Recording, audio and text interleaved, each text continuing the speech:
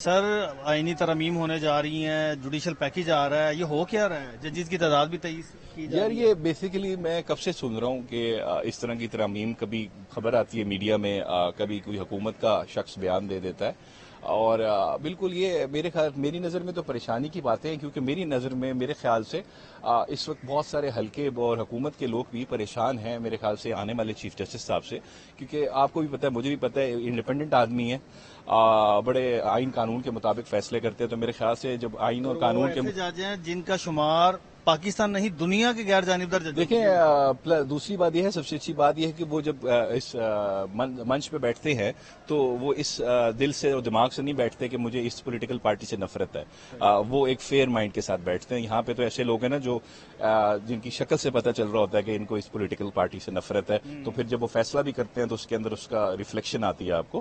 تو میرے خیال سے یہ بہت لوگ پریشان ہیں کہ چیف جسٹس انڈیپینڈنٹ اور آ گیا، اگر فیئر آدمی آ گیا تو بہت سارے مسائل ہیں جو تحریک انصاف کے، جو حکومت کی مس یوز آف پاور کی وجہ سے ہم فیس کر رہے ہیں، میرے خیال سے وہ ختم ہونے کا اندیشہ ہے۔ ان کو اس وجہ سے کوششیں کی جا رہی ہیں کہ کوئی اپنی مرضی کا چیف جسٹس انسٹال کر دیں یا اس کو چیف جسٹس کو منورٹی میں لے جائیں، کوئی کوٹ پیکنگ کر کے، تو بہت سارے حربے استعمال کیے جا رہے ہیں۔ ہاں اچھا، اتنے بے وقوف ہیں، یہ دیکھو 23 ججز سپریم کورٹ میں لا رہے ہیں، جو آپ کے اس وقت ملک میں 20 لاکھ کیس پینڈنگ ہے، ٹھیک ہے؟ سب سے زیادہ ججز لانے کی کہاں ضرورت ہے؟ اگر آپ آپ کا اتنا دل سچا ہے، آپ اتنا مر رہے ہیں کہ ملک کا جسٹس سسٹم امپروو کرنا ہے، ریفارمز لے کے آنے، بھئی سول کورٹ میں نیچے لوور جوڈیشری کو پیسے دو اور ججز بڑھاؤ۔ ہائی کورٹ میں یہاں پہ 20 ججز نہیں ہیں، 3 سال سے ججز نہیں ہیں۔ آپ دیکھیں یہاں پہ، ہاں مطلب یہ بیسیکلی یہیں سے پتہ چلتا ہے کہ آپ بدنیت ہیں، آپ ایک خاص قسم کی ٹارگٹ لیجسلیشن لانا چاہ رہے ہیں چیف جسٹس کے جو ونگز ہیں ان کو کاٹنے کے لیے آنے والے، اور کوشش یہ بھی بڑی آپ نے کی ہے کہ آپ ان کو ایکسٹینشن دیں، لیکن وہ آپ کی بات نہیں بنی۔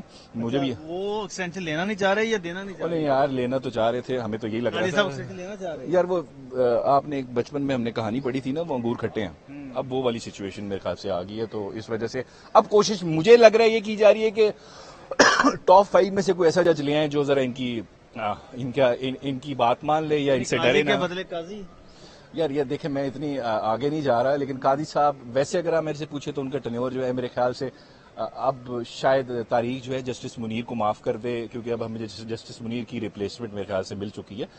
تاریخ میں نے ایسا جج نہیں دیکھا ایز اے چیف جسٹس جن کے ٹینیور میں اتنی ہیومن رائٹس وائلیشن ہو، اتنا ابیوز آف پاور ہو، اور وہ خاموش بیٹھے رہے اور انہوں نے کچھ نہیں کی۔ تنقید ہوئی، انہوں نے پھر اس کو بھی ہندا پیشانی سے ایکسپٹ کیا۔ تو ٹھیک ہے، یہ ججز کا یہ کام ہے نا کہ کرٹیسزم کو ایبزارب کریں، اس کو برداشت کریں، لیکن یہ اس کا مطلب یہ تو نہیں ہے اگر آپ کرٹیسزم کو برداشت کریں لیکن آپ کو لوگ کرٹیسائز کرنا ہی چھوڑ دیں۔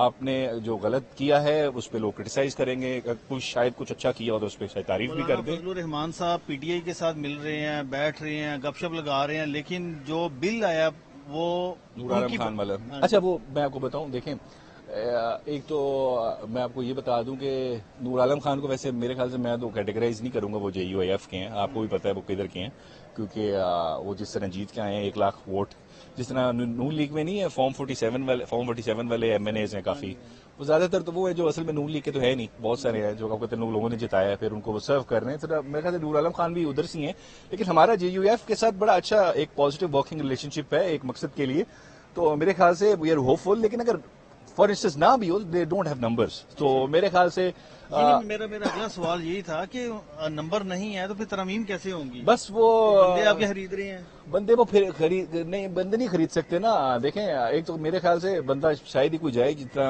عوام کا اس وقت ڈر ہے، پریشر ہے، اور دوسری بات ہے کہ وہ 63A جو ہے وہ اب تو ووٹ بھی کاؤنٹ نہیں ہوتا اور اب سیٹ سے بھی جاتے ہیں، تو میرے خیال سے بہت سارے ایشوز ہیں، مجھے نہیں لگتا یہ جتنی بھی اٹیمپٹس ہیں ان کی کامیاب ہوں، یہ مجھے فیلئر کی طرف ہی جاتے ہوئے نظر آ رہا ہے سارا کچھ۔ تو فیلئر کی طرف اگر چلے جائے گا تو پھر نقصان کس کا ہوگا؟ نقصان ان لوگوں کا ہوگا جو ملک کے آئین کو نہیں مانتے، جو قانون کو نہیں مانتے، اور جو چاہتے ہیں کہ ججز ہم سے ڈر کے رہیں، ہمارے قابو میں رہیں، چیف جسٹس جو ہے وہ ہماری لائن ٹو کرے، وہ انڈیپینڈنٹ نہ ہو۔ اس وجہ سے ہی میرے خیال سے جتنا میں دیکھ رہا تھا جو منصور علی شاہ صاحب ہیں ان کا راستہ روکنے کی بڑی بھرپور کوشش کی گئی، اور کی جا رہی ہے، ابھی بھی کی جا رہی ہے، لیکن وہ مجھے سکسیسفل ہوتے ہوئے نظر نہیں آ رہی۔